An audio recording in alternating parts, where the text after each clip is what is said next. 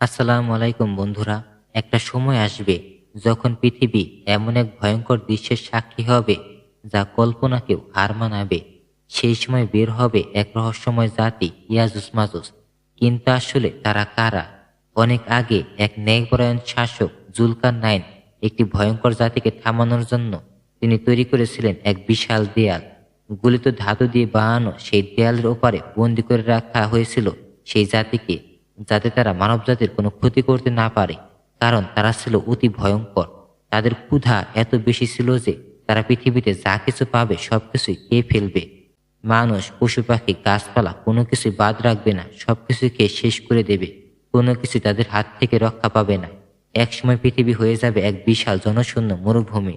কিন্তু ভয়ের এখানে শেষ না। যখন পৃথিবীর সবকিছু শেষ হয়ে যাবে তখন তাদের ক্ষুধা মিটবে না। তারা তাকাবে আকাশের দিকে এবং ভাববে ওপরে সবকিছুকে তারা গ্রাস করবে। বন্ধুরা, ইয়াজুজ মাজুজ কেবল গল্প নয়, এরা কিয়ামতের বড় নিদর্শনগুলোর মধ্যে একটি। এখন প্রশ্ন হলো, তারা আসলে কোথায় আছে, কবে বের হবে তারা, আর বের হলে পৃথিবীতে কি কি অঘটন ঘটাবে? এই রহস্য জানতে আমাদের সাথেই থাকুন। সময় খুব দ্রুত চলে যাচ্ছে, আর এই দ্রুতগামী সময় আমাদের এক ভয়ঙ্কর সত্যের দিকে নিয়ে যাচ্ছে। এই পৃথিবীর শেষ সময় ধীরে ধীরে কাছে চলে আসছে। একটা সময় আসবে যখন চারদিকে ছড়িয়ে পড়বে অশান্তি, বিশৃঙ্খলা আর ভয়ঙ্কর ফিতনা। মানুষ দিশেহারা হয়ে পড়বে, আর সেই সময় শুরু হবে পৃথিবীর ধ্বংসের কাউন্টডাউন। এই ধ্বংসের পেছনে বড় একটি ভূমিকা রাখবে সেই রহস্যময় জাতি এবং ভয়ঙ্কর জাতি, এই ইয়াজুজ মাজুজ। তারা আসলে কোথায় আছে, কবে তারা মুক্তি পাবে, আর তারা বের হলে কি করবে? এই প্রশ্নগুলো যুগ যুগ ধরে মানুষের মনে ঘুরপাক খাচ্ছে। ইসলামিক বর্ণনা অনুযায়ী ইয়াজুজ মাজুজ হলো কিয়ামতের সবচেয়ে বড় নিদর্শনগুলোর মধ্যে একটি, যারা বের হবে ঠিক শেষ সময়, এবং তাদের আগমনের মাধ্যমে শুরু হবে চূড়ান্ত বিপর্যয়। একদিন রাসূল সাল্লাল্লাহু আলাইহি ওয়াসাল্লাম অত্যন্ত উদ্বিগ্ন অবস্থায় তার ঘরে প্রবেশ করলেন, এবং তার চেহারায় ছিল দুশ্চিন্তার ছাপ। তিনি বললেন, লা ইলাহা ইল্লাল্লাহ, ধ্বংস আসছে সেই ফিতনার কারণে, যা খুবই সন্নিকটে। তারপর তিনি আঙ্গুল দিয়ে একটি ছোট্ট বৃত্ত বানিয়ে ইশারা করলেন এবং জানালেন যে ইয়াজুজ মাজুজের দেয়াল ইতিমধ্যে একটুখানি খুলে গেছে। ভাবতে পারো বন্ধুরা, যে জাতি হাজার বছর ধরে বন্দী, তাদের মুক্তির সময় ধীরে ধীরে কাছে চলে আসছে। আর তাদের সংখ্যাই বা কত? সেটা এতটাই বিশাল যে বর্ণনা এসেছে, যদি পৃথিবীর সব মানুষকে 10 ভাগ করা হয়, তার মধ্যে 9 ভাগই হবে ইয়াজুজ মাজুজ। অর্থাৎ তারা শুধু ভয়ঙ্করই না, সংখ্যায় অকল্পনীয়। তাই ভাবো, যখন এই বিশাল বাহিনী একসাথে পৃথিবীতে ছড়িয়ে পড়বে, তখন কি ভয়াবহ পরিস্থিতি না তৈরি হবে, তাই না? বন্ধুরা, এবার কল্পনা করো একটি জাতি যাদের চেহারা, গঠন আর আচার আচরণ খুবই ভয়ঙ্কর, এবং সবকিছুতে তাদের ভয়ঙ্কর ছাপ থাকবে। এই জাতের কেউ হবে বিশাল দৈত্যের মতো লম্বা, আবার কেউ হবে খুবই ছোট, কারণ তাদের দাঁত ও হিংস্র জন্তুর মতো। কারো শরীরে থাকবে শিং আর লেজ।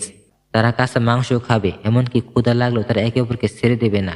তাদের সংখ্যা এতটাই বেশি হবে যে এক বছর তারা যত বাড়ে, অন্য জাতি তত বাড়বে না। ভাবতে পারো কত বিশাল এই বাহিনী। এই জাতির রয়েছে 40টি আলাদা আলাদা দল। প্রত্যেক দলের রয়েছে আলাদা ভাষা, আলাদা নেতা, আর তাদের আচরণও হবে ভিন্ন। কখনো কবুতরের মতো শব্দ করে, আবার কখনো কুকুরের মতো চিৎকার করে। তাদের মধ্যে এমনও দল আছে যারা এত বড় যে তারা আকাশ ছুঁতে চাইবে, আবার এমনও আছে যারা মাত্র এক হাতের বৃহৎ সমান। তাদের কানও এত বড় হবে যে একটা দিয়ে বিছানা তৈরি করা যাবে, আর একটা দিয়ে শরীর ঢাকা যাবে। বন্ধুরা, এই ভয়ঙ্কর জাতিকে হাজার বছর আগে জুলকারনাইন আলাইহিস সালাম একটি বিশাল দেয়ালের পেছনে বন্দী করে রেখেছিলেন। কিন্তু তারা আসলে এখন আর বসে নেই। প্রতিদিন তারা সেই দেয়ালটাকে ক্ষয় করতে শুরু করেছে। যখন প্রায় ভেঙে ফেলার মতো অবস্থা তৈরি হবে, তখন তাদের নেতা বলবে, চলো কাল এসে শেষ করব। আর তখনই ঘটে যায় এক রহস্যময় ঘটনা। রাতে আল্লাহ সেই দেয়ালটাকে আবার আগের মতো অবস্থা করে দেবেন। এইভাবেই চলতে থাকে বছরের পর বছর। অবশেষে একদিন যখন আল্লাহ সুবহানাহু ওয়া তাআলা চাইবেন, তখন তাদের নেতা বলবে, আগামীকাল ইনশাল্লাহ আমরা এটা ভেঙে ফেলবো। আর সেই ইনশাল্লাহের পরই দেয়াল আর আগের মতো ঠিক হবে না। পরের দিন তারা ফিরে এসে দেয়াল ভেঙে ফেলবে, আর বের হয়ে আসবে পুরো পৃথিবীতে। তারপর শুরু হবে সেই ভয়ঙ্কর ধ্বংসযজ্ঞ। তারা পৃথিবীর সমস্ত পানি খেয়ে শেষ করে দেবে, আর মানুষেরা ভয়ে পালিয়ে বেড়াবে। বন্ধুরা, অবশেষে সেই ভয়ঙ্কর দিন এসে যাবে যখন পৃথিবী ভরে যাবে ইয়াজুজ মাজুজের এক বিশাল বাহিনীতে।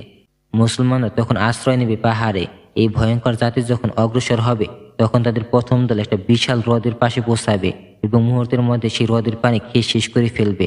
এরপর যখন দ্বিতীয় দল সেখানে পৌঁছাবে, তারা অবাক হয়ে বলবে, এখানে তো একসময় পানি ছিল। এরপর শুরু হবে ধ্বংস। পৃথিবীর সবকিছু তারা ধ্বংস করে ফেলবে। মানুষ, পশু পাখি কিছুই আর রেহাই পাবে না। আর যখন তারা মনে করবে পৃথিবীতে আর কিছুই বাকি নেই, তখন তারা বলবে, চলো এবার আমরা আকাশের বাসিন্দাদের শেষ করি। তারা আকাশের দিকে তীর ছুড়বে, আর আল্লাহ সুবহানাহু ওয়া তাআলার ইচ্ছায় সেই তীর রক্তমাখা হয়ে আবার ফিরে আসবে। এটা দেখে তারা ভাববে তারা আকাশকেও জয় করে ফেলেছে। কিন্তু ঠিক সেই সময় পাহাড়ের উপর অবস্থান করবেন ঈসা আলাইহিস সালাম এবং তার অনুসারীরা। তারা সবাই মিলে আল্লাহ সুবহানাহু ওয়া তাআলার কাছে দোয়া করবে, আর তখনই ঘটবে এক মিরাকেল ঘটনা, এক অলৌকিক ঘটনা। আল্লাহ সুবহানাহু ওয়া তাআলা ক্ষুদ্র কীট সৃষ্টি করবেন এবং তাদের গলায় আক্রমণ করবেন, এবং মুহূর্তের মধ্যে পুরো জাতি ইয়াজুজ মাজুজ বাহিনী ধ্বংস হয়ে যাবে। কিন্তু পৃথিবী ভরে যাবে লাশ আর দুর্গন্ধে। তখন ঈসা আলাইহিস সালাম আবার দোয়া করবেন। তখন আল্লাহ সুবহানাহু ওয়া তাআলার নির্দেশে বিশালদেহী পাখি তাদের লাশগুলো উঠিয়ে দূরে নিয়ে চলে যাবে। এরপর নামবে প্রবল বৃষ্টি, যা পুরো পৃথিবীকে ধুয়ে মুছে সাফ করে দিয়ে যাবে, একদম নতুনের মতো, যেটা শুরুতেই হয়েছিল। এইভাবে শেষ হয়ে যাবে এক ভয়ঙ্কর জাতের গল্প। বন্ধুরা, ইয়াজুজ মাজুজ কিয়ামতের সবচেয়ে ভয়ঙ্কর নিদর্শনগুলোর মধ্যে একটি। তাই আসুন আমরা আল্লাহ সুবহানাহু ওয়া তাআলার কাছে দোয়া করি, তিনি যেন আমাদের সব ফিতনা থেকে রক্ষা করেন এবং আমাদের ঈমানের সহিত মৃত্যুদান করেন। আমিন।